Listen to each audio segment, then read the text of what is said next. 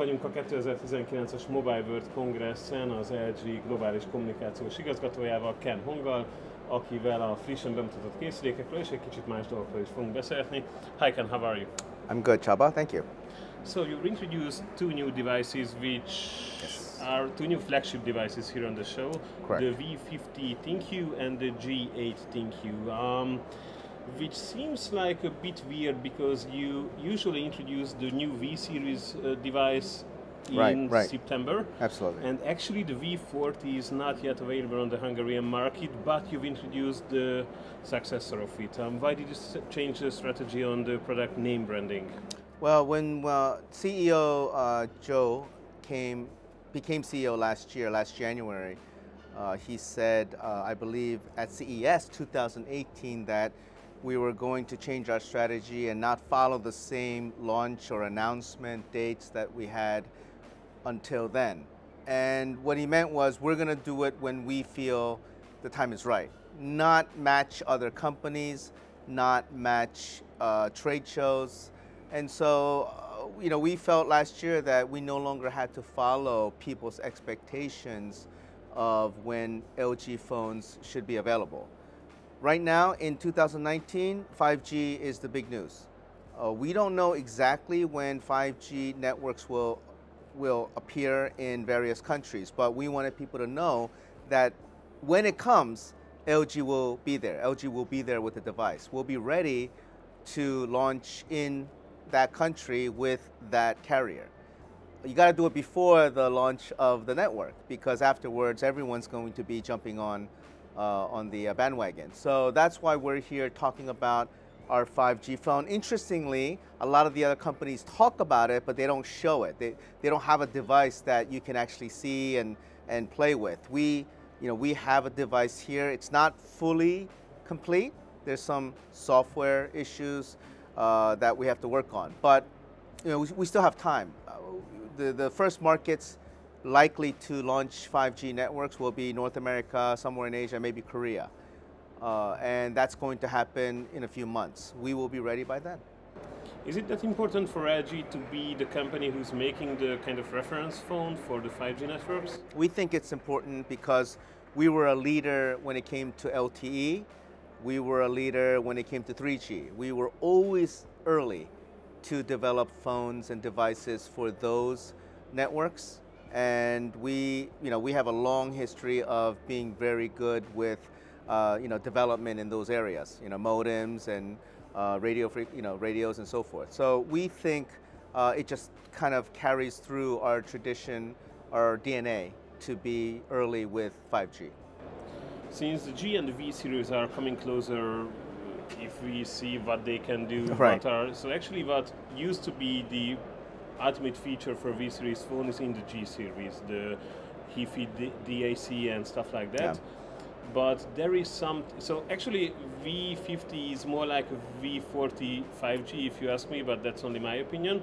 But you've introduced a really interesting device, an accessory for it, which is the LG Dual Screen. It's correct.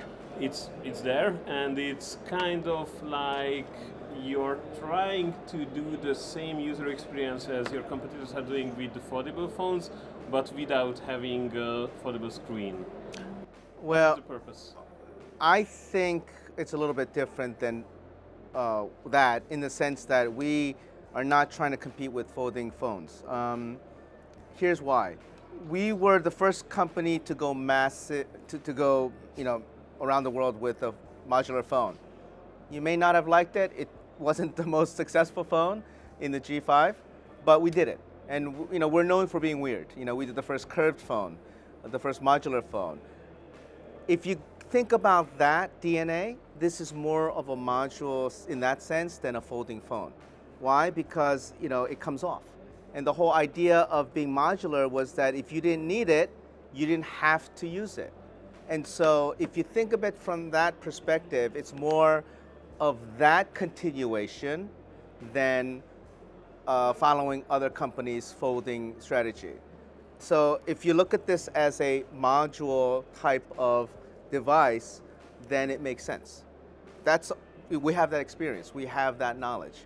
So here's the V50, and to go back to your point about them being similar.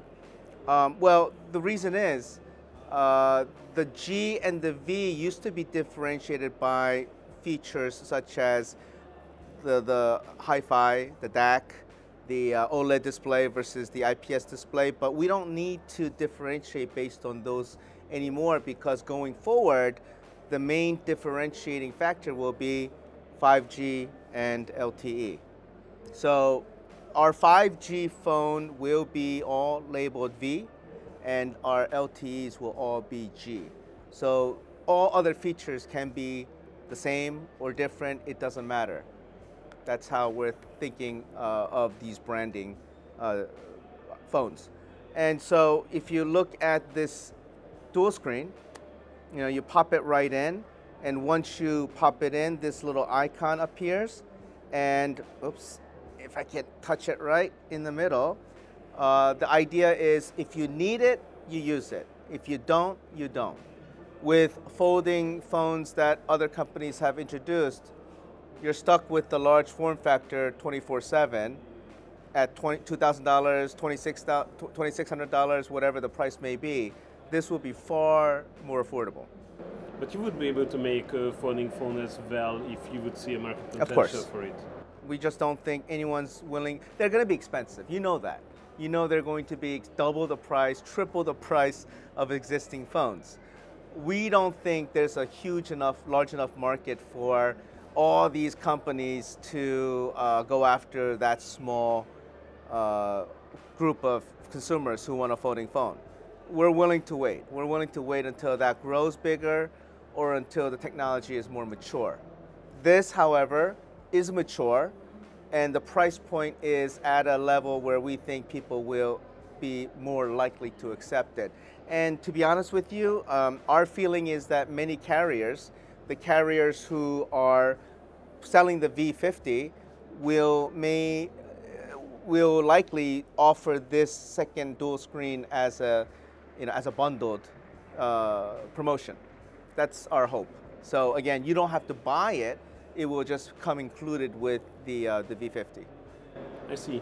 About the G8, I know that the prices are not out yet because you didn't communicate them on the press conference. Yes. But almost all of the other competitors have to say higher the prices in the last couple of months, years. Do you have any plan on being the affordable flagship with the G8 as you used to be with the G7, the G6, the G5? So I think price point is now a really, really big concern for a lot of people, and maybe LG will be the company who will give them affordable flagship phones, because all of your phones have the new Snapdragon chipset. Yeah, absolutely. So again, when it comes to pricing, we've always been very sensitive to pricing. It's a huge issue everywhere that these phones are getting too expensive. Not just our phones, but every phone. Again, part of that decision for not going with foldable phones is price. It's just too expensive right now. And so we're very sensitive to that, and we do expect to stay competitive, but also keep in mind the fact that soon after launch, prices do tend to fall. Electronics lose their value very quickly, like cars.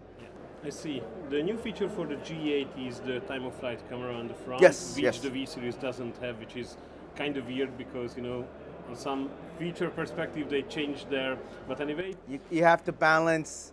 You want to differentiate the phones somehow. If you include everything in this, you're going to be paying a lot more for things that people may not be buying this particular phone for. So again, we're focusing on. With the V series, we're going to focus on large display, audio, camera, and those things are consistent. Now it also has 5G. I see, but for the time of flight camera, most of our readers on our forums wrote that on a technological perspective it's a really interesting new feature, because it's amazing how detailed picture it can take from your hand and stuff like that. But at the end of the day, they didn't really see when and how can they use it and why should they use it. Well, okay, I'll give you an example. So for those who have not played around with this, they really will not know what the benefits are. So let's say on a normal phone, you turn it on, You swipe, oh, pin, right? And then now you're in, right? Oh, I don't know the pin for this. Okay, so it took a few seconds, even with fingerprint, right? Now the difference between fingerprint and the hand unlock is not as big a gap because it's fast. Fingerprint and hand unlock are fast, but hand unlock is many, many times more secure than fingerprint. The veins in your hand, it's the likelihood of somebody else being able to get into your device having the same pattern on their hand is 1 in 1 billion, which is many, many more times more secure than a fingerprint. I don't think it's something everybody needs, but I do think it's something that may be appealing to corporate users, somebody who is using this phone as a business phone. It may not be as quick as a fingerprint, but the idea here is security. It's more secure than a fingerprint. Okay, now that we have the TOF camera here, we can also take advantage of that for other things like better bokeh for selfies. Or in the case of the Air Motion, we're able to do things with, I need to set this up properly, but we need to do things, see that? You can see, my hand reflected, and I can make it do certain things. We're gonna keep adding capabilities to this so that over the ownership period of the G8, people will get more usage from the Air Motion than what you see here. So it's a base, it's a foundation to build on. I think you agree that TOF is not going to go away anytime soon. It's going to be a future component in every phone. We know that. And so we're going to be first, and we're going to start developing. We're going to start learning from it now, even though it's very early. And are you going to open the API for developers for, We'll see. So developers will be able to make some applications which are using air control and stuff like that? Absolutely. I mean, we'll consider it. It's still so early right now. I don't even think we know how to develop a lot of features for it. But again, down the road, because TOF is going to be a long-term feature technology in smartphones, we don't think there's a limit to what you can do down the road. Do you think that the G8 will be more successful than the G7? Because we published our articles and we saw and we see now how many clicks they get, and much more or less than the competitor products. Yeah, yeah. So I think that LG is not so interesting for our tech readers. Sure. So what's the strategy to make things a bit better? I don't know if we will ever be as, big as we were maybe 5-6 years ago in this particular space. And you have to remember, phones are such one part of our overall business strategy. Phones was a late arrival. It came after TVs. It came after appliances. And so it was the newest, and it grew very fast. But things that grow very fast also fall very fast. And we're looking for an equilibrium. We're looking for a size of the phone business that works for us. It won't be what it was 3-4 years ago. That's fine.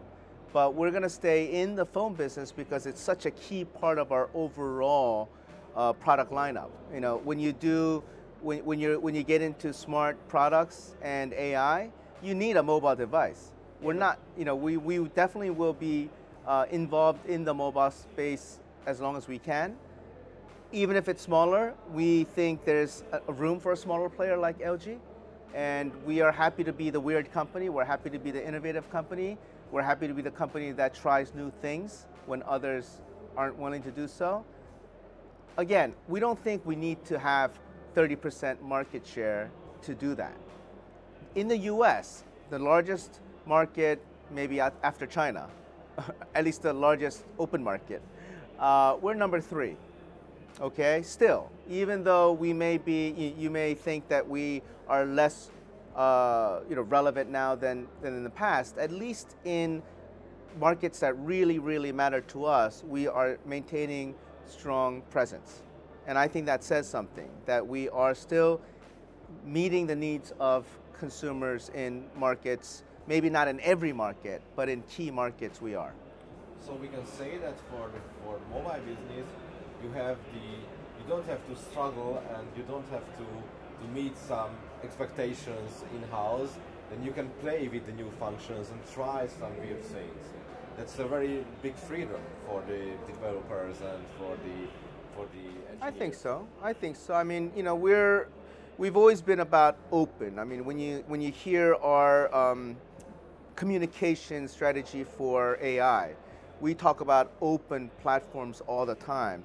We're the only company, as far as I know, that supports both Google Assistant and Amazon Alexa, right? I don't think anybody else is as open as we are. So yeah, if you're talking about making future APIs available for developers or whatnot, I think you have a better chance of seeing that coming from LG than from many of our competitors. Many of our competitors in that country that isn't so open, they may not be as open to being open. Okay, I think most people would agree that we have been very transparent about our products over the years.